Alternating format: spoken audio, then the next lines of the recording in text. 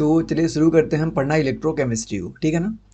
तो सबसे पहले आपको जानना है कि व्हाई स्टडी इलेक्ट्रोकेमिस्ट्री, हम इलेक्ट्रोकेमिस्ट्री को क्यों पढ़ते हैं, तो इसके कुछ इंपॉर्टेंस हैं जो आपको जानना बहुत ज़रूरी है। तो देख लो, सबसे पहले यहाँ पे क्या लिखा है कि many of the devices that we use, जैसे आज हम बहुत सारी डिवाइसेस का यूज करते हैं। जैसे आप फ़ोन चलाते हो तो उस पर बैटरी होती है ना।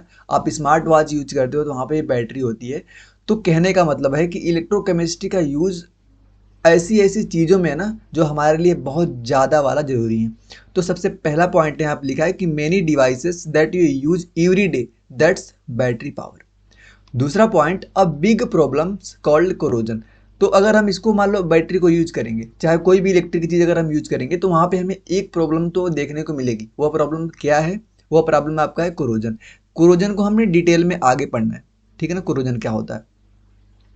नेक्स्ट चीज, many chemical and elements such as, जैसे Cl2 की बात किया जाए, NaOH की बात किया जाए, एल्यूमिनियम की बात किया जाए, ये कैसे प्रोड्यूस्ड होते हैं? इलेक्ट्रोलाइटिक के द्वारा। इलेक्ट्रोलाइटिकली एक प्रोसेस होता है जो हमको आगे समझाने वाले हैं, उनके द्वारा यह प्रोड्यूस होता है। तो सबसे पहला चीज़ जो बेसिक है यहाँ पे हमें जानना है कि वाई यूज, मतलब कि वाई स्टडी इलेक्ट्रोकेमिस्ट्री को हम क्यों स्टडी करते हैं। तो यूज है भाई, हमारे डेली लाइफ में इसका यूज है, बैटरी ग्रुप में हम यूज करते हैं। अगर बैटरी हम यूज करेंगे तो आगे आने वाले समय में वहाँ पे कोरोजन होगा, जिसको हमें आगे पढ़ना है। नेक्स्ट चीज जो है कि हम इसको प्रोड्यूस कैसे करते हैं इलेक्ट्रोलाइटिकली, एक हमारे पास फिनोमिना होता है जिसके थ्रू हम इसको पता करते हैं। ये तो हो गया आपका बेसिक सा चीज। अब डिफिनीशन देख लो, इलेक्ट्रोकेमिस्ट्री की डिफिनीशन देख लो। It is the study of their interconversion. Interconversion मतलब कि हम इलेक्ट्रिक को केमिकल में चेंज करेंगे, केमिकल को इलेक्ट्रिक में चेंज करेंगे। यह जो हम इंटर कन्वर्ट कर रहे हैं ना, इलेक्ट्रिक को केमिकल में, केमिकल को इलेक्ट्रिक में, इसी प्रोसेस का जिसमें हम स्टडी करते हैं उसी का नाम क्या होता है? उसी का नाम होता है इलेक्ट्रोकेमिस्ट्री। इलेक्ट्रोकेमिस्ट्री। तो बता दोगे ना, कोई पूछेगा कि इलेक्ट्रोकेमिस्ट्री किससे कहते हैं, तुम बोलना कि इलेक्ट्रोकेमिस्ट्री एक ब्रांच है ना, केमिस्ट्री की एक ब्रांच है जहाँ पे हम स्टडी करते हैं इंटर कन्वर्जन किसके बीच में? इलेक्ट्रिक का केमिकल में, केमिकल का इलेक्ट्रिक में, ठीक है ना। चलो आगे आओ। उसमें से सबसे पहले हम जो पढ़ना स्टार्ट करेंगे उसका नाम होता है इलेक्ट्रोकेमिकल सेल। क्या पढ़ेंगे हम? सेल पढ़ेंगे। सेल के अंदर जो सबसे पहला सेल को पढ़ेंगे उसका नाम होता है इलेक्ट्रोकेमिकल सेल। क्या होता है इलेक्ट्रोकेमिकल सेल? उसको देखो यहाँ पे ध्यान से, क्या होता है इलेक्ट्रोकेमिकल सेल। तो देखो कि an electrochemical cell is a device, यह एक डिवाइस होता है जो जनरेट करता है क्या? Electrical energy from the chemical reaction. कोई केमिकल रिएक्शन चल रही होगी, उस केमिकल रिएक्शन से हम क्या प्राप्त करेंगे? इलेक्ट्रिक चीज प्राप्त करेंगे, ठीक है ना, इलेक्ट्रिक प्राप्त करेंगे, उसी को हम बोलते हैं इलेक्ट्रोकेमिकल सेल। क्लियर है यहाँ तक? आगे देखो, are use the electrical energy supplied to facilitate the chemical reaction. वही बात यहाँ पे भी इन्होंने रिपीट किया है। मतलब दोनों डिफिनेशन आप अगर लिखोगे तो आपका मान लो कि जितने भी नंबर ने पूछ दिया है, एक डिफिनेशन आपकी यहाँ से क्लियर होगी। These devices are capable of interconverted, मतलब converting chemical energy into electrical energy, या तो वाइस वर्सा, मतलब कि इसका उल्टा भी है, पॉसिबिलिटी है। Such cell capable of the generating an electric current from, कहाँ से? Chemical reactions occurring in them care called, जिसको हम गैल्वेनिक सेल बोलते हैं। देखो गैल्वेनिक सेल जो यहाँ पे है, गैल्वेनिक सेल जो यहाँ पे आपको बना हुआ दिखाई दे रहा है, देखो यहाँ पे बना हुआ है, क्या नाम इसका? Galvanic cell. तो जो गैल्वेनिक सेल होता है ना, जिसका एक और नाम होता है वोल्टिक सेल। तो इन दोनों पॉइंट को हम ध्यान देना कि गैल्वेनिक सेल जो होता है उसको हम वोल्टिक सेल भी बोलते हैं। Alternative, the cells which cause chemical reactions to occur in them when the electric current is passed through them, जिसको हम इलेक्ट्रोलाइटिक सेल कहते हैं। देखो ध्यान सुनना कि इलेक्ट्रोकेमिकल सेल जो होता है ना, ये तो हम पढ़ते हैं क्या कार्य करता है, इलेक्ट्रिक को केमिकल में चेंज करने का और केमिकल को इलेक्ट्रिक में। और यह जो इलेक्ट्रोकेमिकल सेल होते हैं दो टाइप के होते हैं। एक होता है गैल्वेनिक सेल, जिसका एक और नाम होता है वोल्टिक सेल। दूसरा होता है इलेक्ट्रोलिटिक सेल। तो यहाँ पे जो गैल्वेनिक सेल है और यहाँ पे नीचे लिखा है इलेक्ट्रोलिटिक सेल है, इनको हम आगे डिटेल में पढ़ने वाले हैं। यहाँ तक क्लियर? चलो अब सबसे पहले एक बार इलेक्ट्रोकेमिकल सेल का कंपेरिजन देख लेते हैं कि गैल्वेनिक सेल में और इलेक्ट्रोलिटिक सेल में क्या क्या डिफरेंस होते हैं। इसको मैं इंपोर्टेंस यहाँ पे लगाता हूँ, इंपोर्टेंट लगाता हूँ रीजन, कि तुमसे यह क्वेश्चन डायरेक्ट पूछा जा सकता है। सीधे आपसे क्वेश्चन पूछेंगे कि आप डिफरेंस बताओ हमको इलेक्ट्रोलिटिक सेल में और गैल्वेनिक सेल में। तो देखो यह वाला आपका जो पेज है ये मोस्ट इंपॉर्टेंट है, और ऐसे मैं बताता चलूँगा, जो इंपॉर्टेंट हो जाएगा ना वैसे मैं आपको बताता चलूँगा। और अगर पीडीएफ की आवश्यकता पड़ेगी कि भैया अगर मैं वन शॉट में करवा रहा हूँ तो आपको पीडीएफ की आवश्यकता पड़ेगी, तो मेरे टेलीग्राम को आप ज्वाइन कर सकते हो, लिंक मैंने डिस्क्रिप्शन बॉक्स में दे रखी है पहले से ही, और वहाँ पर मैं वीडियो को अपलोड करने के बाद मैं पीडीएफ अपलोड कर दूँगा। ऑलरेडी अच्छे खासे लोग वहाँ पे हैं, तो भाई आप आराम से ज्वाइन कर लो, ठीक। और यहाँ पे कोई एक्स्ट्रा बात नहीं होगी, कोई एक्स्ट्रा मोटिवेशन नहीं होगा, सिर्फ पढ़ाई की बात होगी। तो इसलिए ध्यान से बस जुड़े रहिए, बोर्ड आपका बढ़िया जाएगा। और अगर आप किसी कम्पिटेटिव लेवल की तैयारी करोगे तो अभी आपका बढ़िया जाएगा, लेकिन उसके लिए आपको कमेंट करना पड़ेगा कि भैया हमें इस चीज़ की नीड है, मैं आपकी नीड के अकॉर्डिंग ही चीज़ों को यहाँ पे लेके आऊँगा। तो देखो सबसे पहले अगर मैं गैल्वेनिक सेल की बात करूं तो केमिकल एनर्जी ट्रांसफर होती है इनटू द इलेक्ट्रिकल एनर्जी। मतलब कि गैल्वेनिक सेल में केमिकल एनर्जी को हम किस में कन्वर्ट करते हैं, इलेक्ट्रिकल एनर्जी में। सेम यहाँ पे इलेक्ट्रोलिटिक में क्या होता है, इलेक्ट्रिकल एनर्जी को हम करते हैं केमिकल में। डिफरेंस समझ आया ना, पहले केमिकल को इलेक्ट्रिक में, यहाँ पे इलेक्ट्रिक को केमिकल में। दूसरा देखो यह भी रिडॉक्स रिएक्शन है और यह भी रिडॉक्स रिएक्शन है, दोनों यहाँ पे जो है ना दोनों रिडॉक्स रिएक्शन, इसे बोलते हैं रिडॉक्स रिएक्शन। देखो जो रिडॉक्स रिएक्शन होती है ना, रिडॉक्स में अब देखो इसमें दो चीज़ों से मिलकर बना हुआ है। रिड जो यहाँ पे मतलब कि रिडक्शन, रिड मतलब कि यहाँ पे रिडक्शन, यहाँ पे ऑक्स लगाना मतलब कि ऑक्सीडेशन। ऐसी रिएक्शन जिसमें रिडक्शन और ऑक्सीडेशन दोनों होते हैं उनको हम बोलते हैं रिडॉक्स रिएक्शन। एग्जाम्पल अगर आपको मैं समझाऊं तो आपने देखा होगा H2O2, हाइड्रोजन पेरोक्साइड जो होता है H2O और पानी में O2 में टूटता है। तो यहाँ पे H2O2 में दोनों O है ना, उनका एक ही, सोचो एक ही एलिमेंट का ऑक्सीडेशन भी हो रहा है, रिडक्शन भी हो रहा है, जिसको हम बोलते हैं ऑक्सीडेशन रिएक्शन। और रिडॉक्स रिएक्शन, रिडॉक्स रिएक्शन के अंदर भी एक रिएक्शन होता है जिसको हम बोलते हैं डिसप्रपोर्शनेशन रिएक्शन। तो मैंने जो H2O2 लिया था ना वो डिसप्रपोर्शनेशन रिएक्शन का एग्जाम्पल लिया था।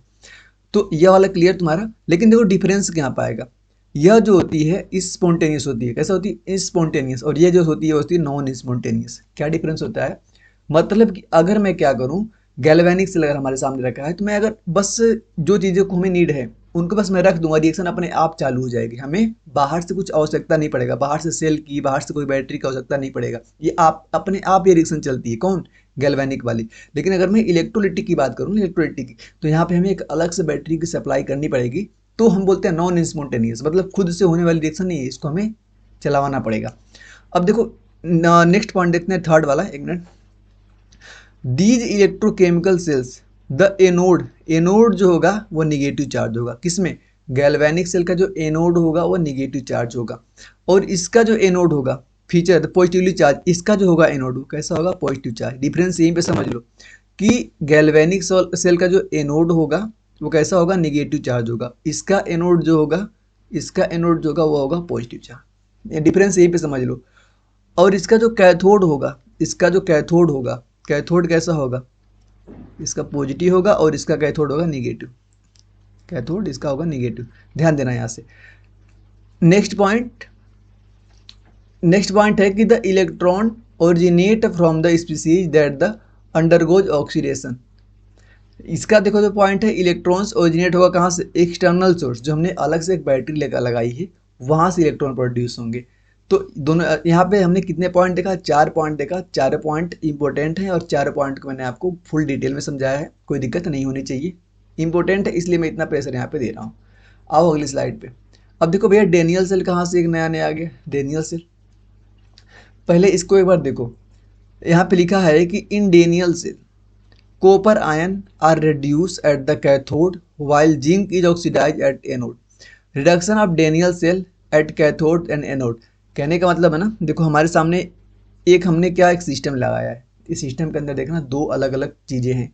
सबसे पहले हमने इधर एक लिक्विड भरा है, क्या है, सोल्यूशन है, ये क्या है, सोल्यूशन, जो मैंने दिख रहा होगा आपको। इस सोल्यूशन में हमने कौन सा सोल्यूशन किसका है, ZnSO4 का, जिंक सल्फेट का सोल्यूशन है। इधर किसका है, कॉपर सल्फेट का ना, इधर कॉपर सल्फेट सोल्यूशन है, इधर किसका, जिंक सोल्यूशन का क्या है, सोल्यूशन है। अब देखो इधर जो हमने, इसका नाम क्या होता है, इसका नाम होता है इलेक्ट्रोड, जो हमने यहाँ पे लिखा है इसका नाम होता है इलेक्ट्रोड। इधर जो हमने इलेक्ट्रोड लगाया है ये जिंक का लगाया है, इधर जो इलेक्ट्रोड लगाया हमने कॉपर का लगाया है। बीच में जो बन रहा है, बीच में सिस्टम, ये सेपरेट हो, मतलब ये सेपरेट होने वाला चीज़ है। अब देखो एक बात तुम्हें यहाँ पे ध्यान से, कि जो जिंक वाला है, जिंक वाला, यहाँ पे एनोड, एनोड कैसा था इसका, निगेटिव, एनोड निगेटिव हमने यहाँ पे देख के आया ना, गैल्वेनिक सेल को हम क्या बोलते हैं, इसी को हम डेनियल सेल ही बोलते हैं। गैल्वेनिक के अंदर एक सेल होता है, इसको हम डेनियल सेल बोलते हैं। इसका जो एनोड होगा कैसा होगा, निगेटिव। यह रहा कैथोड, यह रहा कैथोड, कैसा चार्ज है, पॉजिटिव। कैथोड है पॉजिटिव चार्ज। अब यहाँ से इन्होंने बताया कि जो कैथोड होगा ना, कैथोड, उसके ऊपर देखो एक मैं यहाँ पे ट्रिक बता दे रहा हूँ, याद करना, ऑयल रिग। ऑयल रिग कौन सा ट्रिक है भैया, ऑयल रिग। ओ से देखना यहाँ पे, ओ का मतलब है ऑक्सीडेशन ना, ऑक्सीडेशन। और यहाँ पे ई, आई जो दिख रहा है ना, आई बस लिखा हुआ है, उसका मतलब तुम इलेक्ट्रॉन समझना। आई मतलब क्या समझना यहाँ पे, इलेक्ट्रॉन, इलेक्ट्रॉन। और एल का मतलब क्या है, लॉस। आर का मतलब यहाँ पे रिडक्शन। आई का मतलब क्या है यहाँ पे, इलेक्ट्रॉन, इलेक्ट्रॉन। जी का मतलब क्या है, गेन। देखो ऑल रिग जो है ना, मतलब कि अगर इलेक्ट्रॉन का लॉस हो रहा है, इलेक्ट्रॉन का लॉस हो रहा है तो उसको हम बोलते हैं ऑक्सीडेशन। अगर वहीं इलेक्ट्रॉन का क्या हो रहा है, वहीं इलेक्ट्रॉन का हो रहा है अगर गेन, इलेक्ट्रॉन का गेन हो रहा है तो उसको हम बोलते हैं रिडक्शन और ऑक्सीडेशन। अब देखो यहाँ पे क्या हो रहा है, इलेक्ट्रॉन जुड़ रहा है ना, Cu2+ में 2 इलेक्ट्रॉन जुड़ रहे हैं, मतलब कि इलेक्ट्रॉन का गेन हो रहा है। मतलब कि कैथोड के पास यहाँ पे क्या होगा, यहाँ पे जो कैथोड लगा है यहाँ पे होगा रिडक्शन। क्या होगा, रिडक्शन। कहाँ से देखा हमने, जो ऊपर समझाया। यहाँ पे देखो क्या हो रहे हैं दूसरे वाले में, यहाँ पे देखो इलेक्ट्रॉन यहाँ पे लॉस हो रहा है, मतलब बाहर भाग रहा है, तो यहाँ पे क्या होगा, इस वाले पे यहाँ पे होगा ऑक्सीडेशन। क्लियर, यहाँ तक कोई दिक्कत नहीं होनी चाहिए। अब देखो इलेक्ट्रोड पोटेंशियल के बारे में बात करेंगे, इलेक्ट्रोड पोटेंशियल, जिसको हम बोलते हैं ई नोट, इलेक्ट्रोड पोटेंशियल को। देखो यहाँ पे, following to charge occur when the metal rod is dipped in the salt solution. जो मेटल की रॉड थी, जिंक की हमने लिया थी, कॉपर की लिया था, इनको हमने किसके अंदर डाला था, उसी के सॉल्यूशन के अंदर डाला था, तो वही हमारे क्या इलेक्ट्रोड है। अब उस इलेक्ट्रोड में एक के ऊपर ऑक्सीडेशन हो रहा था और एक के ऊपर रिडक्शन हो रहा था। हमने जो पीछे पढ़ा था डेनियल सेल, उसमें कहाँ पे हो रहा था ऑक्सीडेशन, जहाँ पे एनोड पे जहाँ पे माइनस चार्ज था वहाँ पे क्या हो रहा था, ऑक्सीडेशन। तो देखो metal ion pass from the electrodes into the solution leaving an excess of electron. Electron ज़्यादा होंगे मतलब इलेक्ट्रॉन का लॉस हो रहा है, इलेक्ट्रॉन का लॉस हो रहा है मतलब कि क्या यहाँ पे होगा, जल्दी बताओ, वहाँ पे क्या होगा, मतलब कि वहाँ पे ऑक्सीडेशन होगा। दस the negative charge on the electrodes the conversion of the metal. अब यहाँ पे देख लो, यहाँ पे इलेक्ट्रॉन का दिख रहा है हमें, इलेक्ट्रॉन यहाँ पे लॉस हो रहा है, मतलब कि ऑक्सीडेशन की बात करें। सेम वही बात यहाँ पे भी लिखी है, देखो यहाँ पे इलेक्ट्रॉन गेन हो रहा है, मतलब कि रिडक्शन हो रहा है। हमने इलेक्ट्रोड जो यहाँ पे लगे हुए हैं, यह है इलेक्ट्रोड, यह इलेक्ट्रोड, इसकी बात हम वहाँ पे कर रहे हैं। आगे देखो यहाँ पे आप, यहाँ पे सिंगल इलेक्ट्रोड सेल, मतलब कि भाई हमने वहाँ पे अलग अलग बना के देखा था, लेकिन सिंगल भी हो सकता है। तो सिंगल में देख लो, ये रहा हमारा मेटल, जिसको हम इलेक्ट्रोड भी बोलेंगे, ठीक। ये रहा हमारा पोटेंशियल डिफरेंस, मतलब कि इसके और इसके बीच का जो है डिफरेंस मिल रहा है, इसी को बोलते हो आप पोटेंशियल डिफरेंस।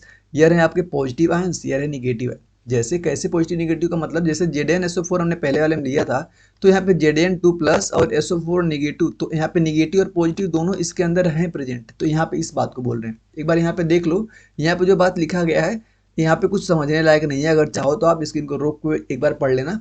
सारी बात हमने पीछे आपको समझा दी है, कोई आपको यहाँ से अलग चीज़ नहीं देखने को मिलने वाली है। आओ अपने अगली स्लाइड पे। एक होता है हमारा रिफरेंस इलेक्ट्रोड। क्या होता है रिफरेंस इलेक्ट्रोड, तो इसको देखो ध्यान से कि a reference electrode is an electrode which has stable and well known electrode potential. There are many way reference electrodes are the use. बहुत सारे इसके प्रकार तरीके हैं इसको यूज करने के। The simplest is when the reference electrode is used as half cell. जो हमने पीछे हाफ सेल पढ़ा, वहाँ पे इसका यूज हम बहुत आराम से कर सकते हैं, जहाँ पे हमको पूरा जो भी इसका प्रोसेस होगा हमको दिखाई देगा यहाँ पे, ठीक है ना, कि this allow the potential of other half cells to be determined an accurate and the practice methods measure the electrodes potential in the isolation. मतलब क्या, आइसोलेशन का मतलब absolute electrode potentials at to be developed, ठीक है ना। आओ आगे, electrode hydrogen potential, इसको हम SHE बोलते हैं, यह भी थोड़ा सा इंपॉर्टेंट है, तो इसको लिख लो इंपॉर्टेंट ना, हाइड्रोजन के बारे में से पूछते हैं। तो यहाँ पे बस जो लिखा है ना, बस इसको तुम ध्यान से समझना मेरी बात को। सबसे पहले क्या लिखा SHE के बारे में, कि it is reference electrode consist of a platinum. इसमें जो इलेक्ट्रोड लगा होगा, सबसे पहली बात तो तुमको जो यहाँ पे ध्यान देना है, इसमें जो इलेक्ट्रोड यह जो लगा होगा, इलेक्ट्रोड किसका बना होगा, प्लेटिनम का बना होगा, प्लेटिनम इलेक्ट्रोड होगा। In contact with H2 gas. यहाँ पे जो देखो जगह खाली दिख रही है ना, यहाँ पे एक गैस होगी, नाम क्या होगा, H2 गैस। कितनी होगी, 1 ATM, मतलब कि प्रेशर, ATM किसकी यूनिट होती है, प्रेशर की, कितनी होगी, 1 ATM। एंड एक को सोल्यूशन H+, इसके अंदर जो सोल्यूशन लगा है, किसका H+ सोल्यूशन है, कॉन्सेंट्रेशन कितना दिया है उसका, 1 मोलर। कैपिटल एम मतलब होता है मोलर। मोलर क्या होता है, मोलरिटी आप जानते हो ना। मोलरिटी क्या होती है भाई, मोलरिटी को हम कैपिटल एम से डिनोट करते हैं, वो होता है मोल ऑफ सॉल्यूट अपॉन में वॉल्यूम किसका, सॉल्यूशन का वॉल्यूम। यह क्या होती है, यह होती है आपकी मोलरिटी का फार्मूला। तो यह जो लिखा है ना, यह कॉन्सेंट्रेशन लिखा है इसकी। It is assign 0 volt of the electrode potential, मतलब कि इसका जो इलेक्ट्रोड पोटेंशियल होता है, मतलब पोटेंशियल डिफरेंस जो होता है, मतलब कि ई जो होता है वो कितना होता है, 0 वोल्ट होता है। यह बात भी आपको यहाँ से ध्यान देनी है, इंपॉर्टेंट पॉइंट है। नेक्स्ट चीज, जल्दी रुको 1 मिनट, कि it may behave the anodic और द कैथोडिक हाफ सेल। ये जो होता है दोनों तरह से बिहेव कर सकता है, एनोड के जैसे बिहेव कर सकता है, सिंगल ही है ना भाई, तो कैथोड के जैसे बिहेव कर सकता है, और है हाफ सेल तो इसलिए हाफ सेल लिखा है। रिप्रेजेंट कैसे इसको करते हैं, सबसे पहले यहाँ पे जो इलेक्ट्रोड लिखा हुआ है, सॉलिड की होगी इलेक्ट्रोड हमेशा, तो प्लेटिनम की लिख लेना तुम। फिर लिखोगे H2 गैस, H2 गैस लिखोगे। फिर यहाँ पे बीच में एक लाइन बनी है, एक लाइन, फिर क्या लिखोगे H प्लस एक्वस, मतलब कि देखो H2 यहाँ पे इसकी जो ऑक्सीडेशन नंबर है कितनी है, 0 है, 0 से किस में जा रहा है, +1, मतलब को ऑक्सीडेशन हो रहा है। वेन SHE मतलब SHE मतलब standard hydrogen electrode, SHE is coupled with an other half cells, then the cell potential the value of the electrode potential of the half. आगे आओ देखो, यहाँ से कुछ हमको समझने के लिए अगर मिल सकता है तो एक बार मैं पढ़ता हूँ, ध्यान से मेरी बात को सुनना, क्या पता कुछ मिल जाए। देखो, determination of standard electrode potential, S electrode potential, जैसे देखो ZN यहाँ पे लिखा है, कितनी ऑक्सीडेशन स्टेट है इसकी, 0 पे, कितने पे जा रहा है, +2, मतलब कि ये ऑक्सीडेशन लिखा है, ये क्या लिखा है, oxidation. A zinc road is dipped 1 molar, मतलब कि कॉन्सेंट्रेशन जिसका 1 है उसके अंदर हम इसको रखते हैं। This is half cell combined with the standard hydrogen potential through a salt bridge. Salt bridge के बारे में आगे देखने वाले। Both the electrodes are connected with a voltmeter. Voltmeter से हम क्या करते हैं, इलेक्ट्रोड को कनेक्ट करते हैं। क्यों कर रहे हैं, क्योंकि हमें जानना है वोल्ट मीटर से कि पोटेंशियल कितना उसके अंदर है। पोटेंशियल जानने के लिए हम क्या यूज कर रहे हैं, वोल्ट मीटर यूज कर रहे हैं। The deflection of the volt meter indicate करता है current is following from the hydrogen electrodes of the metal, मतलब करंट की डायरेक्शन को पता करने के लिए, कितनी करंट है ये पता करने के लिए हम क्या यूज करते थे, वोल्ट मीटर यूज करते हैं। Hydrogen electrode of the metal electrodes और the electrons are moving from the zinc rod to, कहाँ से, हाइड्रोजन इलेक्ट्रोड की ओर। क्लियर है यहाँ तक। द जिंक इलेक्ट्रोड, यह जो पॉइंट लिखा है सीधे बस वहाँ पे रटवाने का कार्य कर रहे हैं, तो उसको तुम छोड़ ही दो। यहाँ पे सीधे देखो, सेल का रिप्रेजेंटेशन कैसे करना है, जिंक किस में जा रहा है, +2 में जा रहा है, मतलब कि यहाँ पे क्या हो रहा है, ऑक्सीडेशन हो रहा है। ऑक्सीडेशन हो रहा है मतलब कि क्या है, एनोड है। ठीक, अगर यहाँ पे देखो, यहाँ पे क्या है, H से आ रहा है, मतलब कि H यहाँ पे H कितने पे है, प्लस में, प्लस से आ रहे हैं 0 पे, प्लस से आ रहे हैं 0, मतलब यहाँ पे हो रहा है रिडक्शन। ऑक्सीडेशन का अगर मुझे लिखना हो तो जिंक या ऊपर वाला ऑक्सीडेशन का लिख दिए, और इसको लिखना है तो हमें एयर रिएक्शन का लिख दिया, मतलब कि हाफ हाफ सेल का जो हमने अलग करके क्या बना दिया था, एक बना दिया था, तो इसको भी हम वही बोल सकते हैं, हाइड्रोजन की बात की है। नेक्स्ट बात देखो, measurement of the E note नहीं काम का है ना, बस यहाँ पे घुमाए फिर यहाँ पे काम का जो चीज़ें होने वाली बता देता हूँ, जिसको तुम कैसे भी करके मोस्ट इंपोर्टेंट लगाओ। मोस्ट इंपोर्टेंट यह फार्मूला तुमको नहीं बोलना है, E nought equal to E nought cathode minus E nought anode. ये फार्मूले बहुत सारे क्वेश्चन देखने को मिलने वाले हैं। क्या, E note cell equal to E nought cathode minus E nought anode. आ गया, ये देखो चार्ट है इसका, हम एनसीईआरटी में बना हुआ है, ये जो चार्ट है यह चार्ट एनसीईआरटी में बना हुआ है। हाँ ठीक है, तो इसको तुम याद करना है आपको ना भाई, कुछ तो आपको याद करना पड़ेगा, मैं ऐसा नहीं बोल रहा हूँ। अगर आपको ट्रिक जानना होगा तो एक बार कमेंट कर देना, मैं अपने उस पर टेलीग्राम पे उसको अपलोड कर दूंगा उस ट्रिक को। अगर आपको पहले से पता है ट्रिक तो ठीक, नहीं पता है तो मैं अपलोड कर दूंगा, खैर इसको आपको याद करना ही पड़ेगा। अब देखो जो इंपॉर्टेंट चीज़ है अगला, उसका नाम होता है नस्ट इक्वेशन। क्या नाम है इसका, नस्ट इक्वेशन। तो नस्ट इक्वेशन का मेरे हिसाब से जो सबसे ज़्यादा इंपॉर्टेंट है वह क्या है इसका, तुम्हें अगर फार्मूला पता है ना, अगर यहाँ पे आपको फार्मूला पता है तो यह काम हो गया। थ्योरी नहीं पूछते यहाँ पे कभी, फार्मूला पता है, फार्मूले में कौन चीज़ किसको रिप्रेजेंट करी, सीधे क्वेश्चन देंगे आपको। क्वेश्चन भी इतना ईजी आते हैं कि सब वैल्यू आपको दी रहेगी, एक वैल्यू नहीं दी रहेगी उस फार्मूले में से, तो आप इजीली कर सकते हो उसको।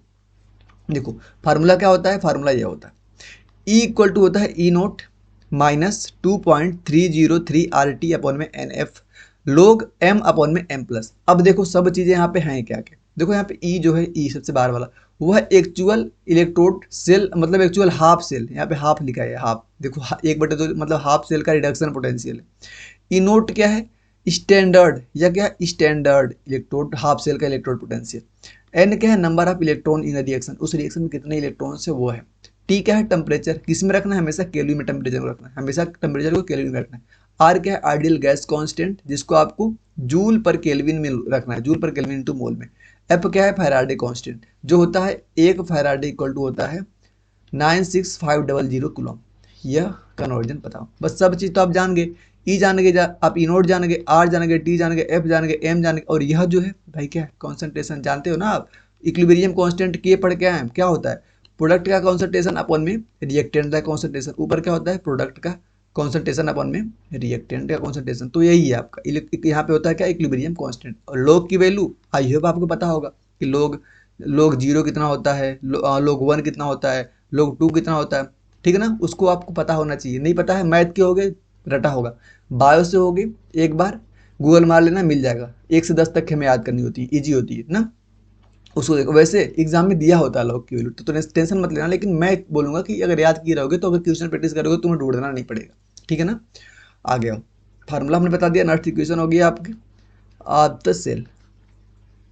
आगे हाँ, तो यही फार्मूला आपका है, जिससे क्वेश्चन रहा आपका, तो यह क्या हो गया आपका, यह क्या हो गया, प्रोडक्ट। और हमेशा, और हाँ, ये जो हम केसी लिखते हैं इसमें सॉलिड वाले पार्ट को, इसको नहीं काउंट करते हैं, बस एक्वस वाले पार्ट को लेते हैं। तो देखो यहाँ पे प्रोडक्ट का कॉन्सेंट्रेशन अपन में यहाँ पे क्या हो गया, रिएक्टेंट का कॉन्सेंट्रेशन, और ये फार्मूला हमारा हो गया। और सारी वैल्यू हमको और क्वेश्चन में दिए रहेंगे, देखो क्या दिए, नॉन एक,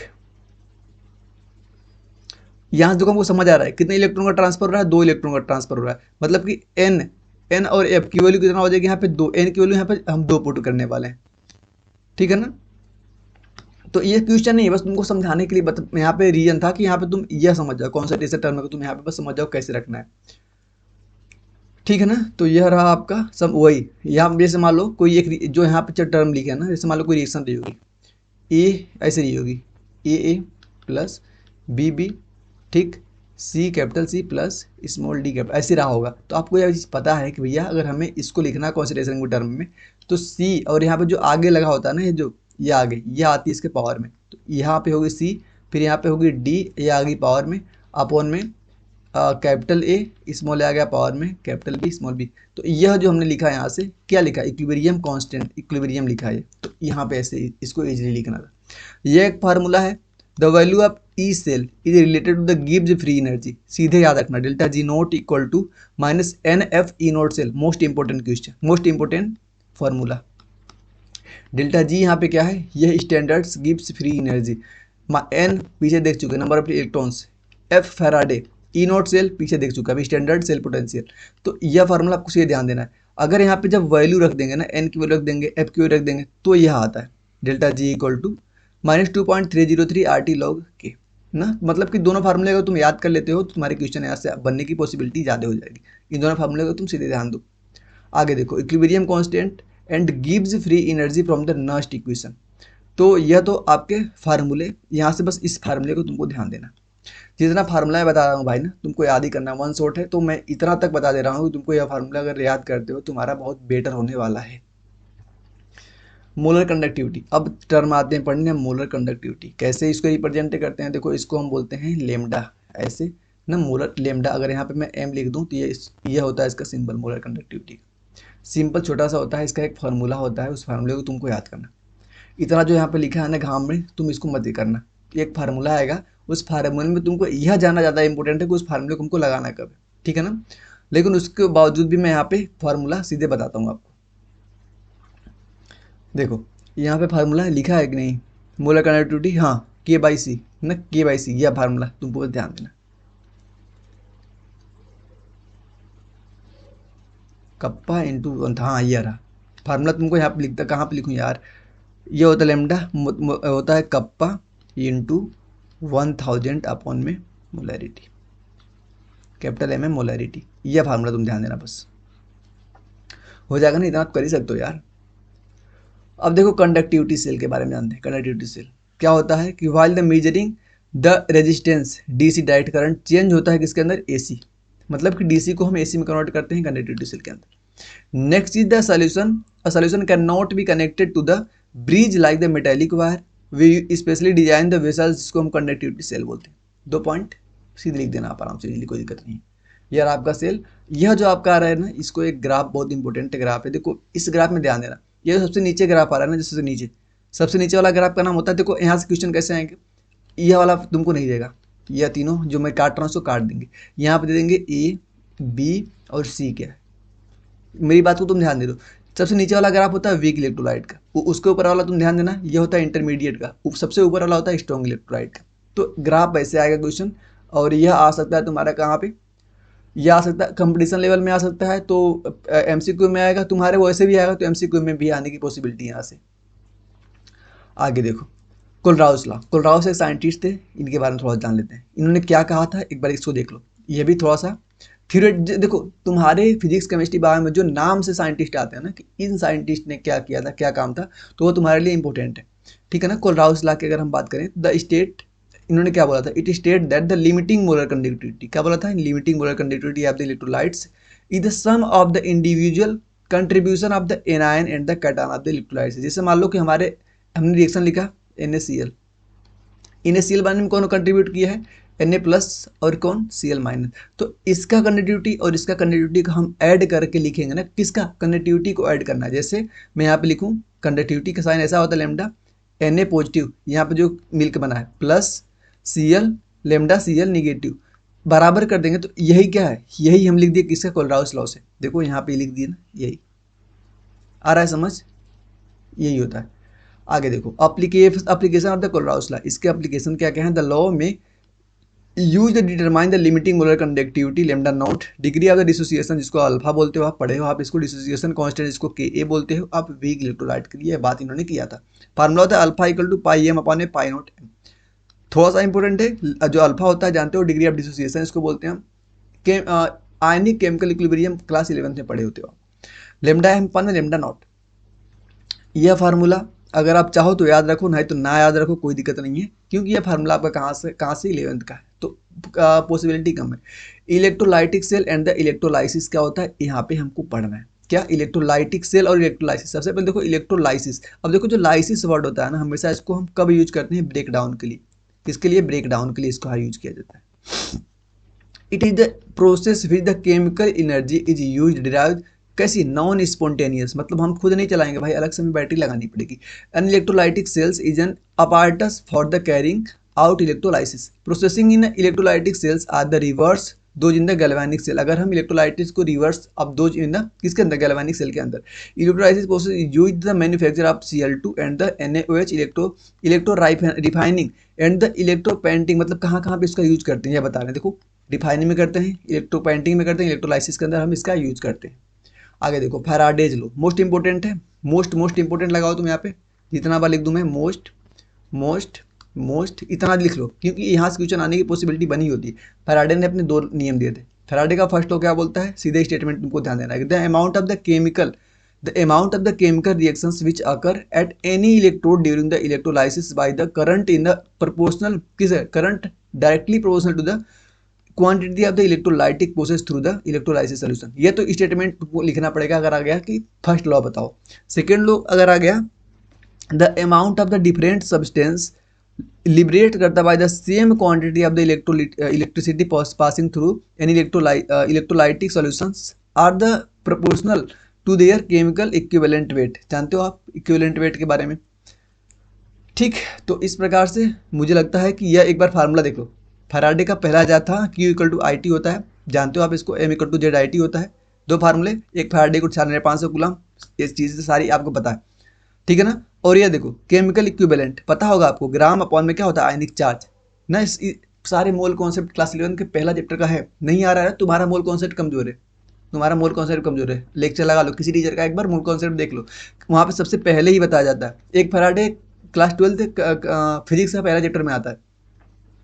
अब देखो बैटरीज के बारे में बात करते हैं। बैटरी क्या होती है, most important practical application of the किसी गैल्वेनिक सेल की बात करते हैं। सिंगल सेल बैटरी होती है, consist of the 1 galvanic cell. अगर सिंगल सेल बैटरी पूछता है तो क्या बोलोगे, वो एक गैल्वेनिक सेल से मिलकर बनी होती है। अगर पूछेगा मल्टी सेल तो बहुत सारे गैल्वेनिक सेल से मिलकर बनी होंगी। टाइप ऑफ द बैटरी 2 प्रकार की होती है, एक प्राइमरी बैटरी होती है, एक सेकेंडरी बैटरी होती है। प्राइमरी बैटरी जो होती है यह एक ही बार में खत्म हो जाती है, एक बार, जैसे मान लो पहले सेल देखते होगे, अगर उसमें पहले वॉच देखते होगे, उसमें अगर एक ऐसा सेल होता था जो एक बार में हमने लगाया, उसका यूज दोबारा नहीं कर सकते हो आप। सेकेंडरी फोन का बैटरी अपना देख लो, एक बार यूज करते हो, डिस्चार्ज होती है, फिर उसको चार्ज करते हो, फिर यूज करते हो, तो आप सेकेंडरी के अंदर आएगी। ठीक, आगे आओ। ड्राई सेल क्या होता है?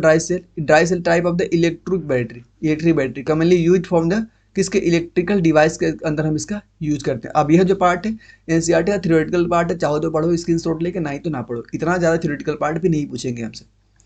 नेक्स्ट चीज एनोड, यह वाला पार्ट भी पीछे समझ चुके हैं। तो अगला सेल हमें जो पढ़ना है वो उसका नाम है मरकरी सेल, और बटन सेल भी इसको बोला जाता है। तो मरकरी सेल और बटन सेल जो होता है ना, यहाँ पे ध्यान से देखना, यहाँ पे इतनी बड़ी थ्योरी लिखी है, तो इसमें से मैं इंपॉर्टेंट पॉइंट छाट के आपको बता देता हूँ कि देखो, जब मरकरी बैटरी होती है उसको हम एक और नाम से जाते हैं, मरकरी ऑक्साइड बैटरी भी नाम से इसको हम जान जाते हैं। दूसरा मरकरी सेल भी जानते हो आप इसको, बटन सेल भी इसको बोलते हो आप, रियूबेन एंड मेल्योरी, मतलब इतने नाम इसके हैं, कोई सा नाम अगर आपके 10 नाम नहीं आएगा, एनसीईआरटी में जो नाम रहेगा ना वही नाम तुम्हारे सामने आने वाला है। यह जो होती है ना नॉन रिचार्जेबल होती है, एक बार चार्ज कर सकते हो, 10 बार इसको चार्ज नहीं कर सकते हो आप। प्राइमरी बैटरी मरकरी जो होती है उसको हम यूज करते हैं reaction between the mercuric oxides and the zinc electrode in an alkaline, मतलब कि बेसिक सॉल्यूशन के अंदर। ओके, देखो, the voltage during the discharge remain practically constant at the इतना टेम्परेचर, इतना हमको वोल्टेज लगाना पड़ता है। तो ये थ्योरी भाई मैं तो नहीं पढ़ूंगा ना, मुझे काम लायक नहीं लग रही, कोई पढ़ना होगा स्क्रीनशॉट मार के पढ़ना, थ्योरी समझ आ जाएगी वहाँ पे, वैसे टाइम पास करने का यहाँ पे टाइम नहीं। अब देखो, ध्यान देने वाली बात यहाँ पे तुमको एनोड, कैथोड और ओवरऑल रिएक्शन को ध्यान देना है। बटन सेल में देखो, जो एनोड की रिएक्शन होती है वो होती है जिंक Hg, मतलब कि मरकरी की प्रेजेंस मरकरी में होती है, जैसे एक्वस होता है ना, वैसे देखो OH एक्वस, और यहाँ पे ZnO बनता है, सॉलिड में बनता है, और H2O लिक्विड, और 2 इलेक्ट्रॉन यहाँ पे रिलीज होते हैं, मतलब कि इलेक्ट्रॉन का रिलीज होना मतलब लॉस होना, तो ऑक्सीडेशन। एनोड पे क्या होता है? ऑक्सीडेशन। कैथोड पे होता है रिएक्शन यहाँ पे आप देख लो। ओवरऑल रिएक्शन अगर हम देखेंगे तो यह पानी खत्म, तो अब जोड़ दो, जिंक यहाँ पे जुड़ेगा, और यहाँ पे क्या जुड़ेगा? HgO जुड़ेगा, और यहाँ से OH, 2 OH इससे और 2 OH इससे खत्म, इधर ZnO बचा, और क्या बचा यहाँ पे? Hg बचा, तो पूरी रिएक्शन आपकी यहाँ से कंप्लीट हो गई ओवरऑल। इस प्रकार का होता है कुछ, अगर बनाने का आ गया है तो देख लो कैसे कैसे बनाओगे। नेक्स्ट है आपका लेड स्टोरेज सेल। भाई मुझे लग रहा है ना कि यह जो हम पढ़ रहे हैं ना, यह पार्ट इतना एनसीईआरटी में अगर ज़्यादा अगर यहाँ पे हम पढ़ रहे हैं तो तुम एनसीईआरटी के हिसाब से पढ़ना, कितना एनसीईआरटी में लिखा हुआ है, ठीक है ना। ज़्यादा मेरे पढ़ाने पर मत आप पढ़ना, क्योंकि इतना डिटेल में मुझे नहीं लगता है कि आपसे पूछा जाने वाला है कि आप फिगर बनाओ फिर ऐसे करके। तुमको यहाँ पे बस एनोड और कैथोड और ओ वाला रिएक्शन बस अगर आप ध्यान दे सकते हो तो दे सकते हैं। निकल कैडमियम बैटरी, फ्यूल, देखो फ्यूल सेल को मैं एक बार जल्दी जल्दी पढ़ देता हूँ ना, क्योंकि ये सेल वेल वाला जो आ रहा है ना थ्योरेटिकल पार्ट, मज़ा नहीं आ रहा। यहाँ पे तुम क्या करो ना कि प्रयास करो कि स्क्रीनशॉट लो, क्योंकि तुम्हारे लिए टाइम ज़्यादा इंपॉर्टेंट है ना, तुम्हारे टाइम ज़्यादा इंपॉर्टेंट है। कम टाइम में अगर तुम फास्ट कर सकते हो, वैसे भी ये रिएक्शन, यह जो रिवीजन लेक्चर है वही यूज कर सकता है जिसके लिए मतलब कि एक बार पढ़ा हुआ होगा। अगर पहली बार पढ़ रहा है तो कोई फायदा नहीं पढ़ने का, क्योंकि रिवीजन की जैसे मैं पढ़ा रहा हूँ, अब ज़्यादा समझा नहीं रहे, मैं ये मान चल रहा हूँ कि आपको 50% आता है, 50% में आपको रिवीजन करवा दे रहा हूँ।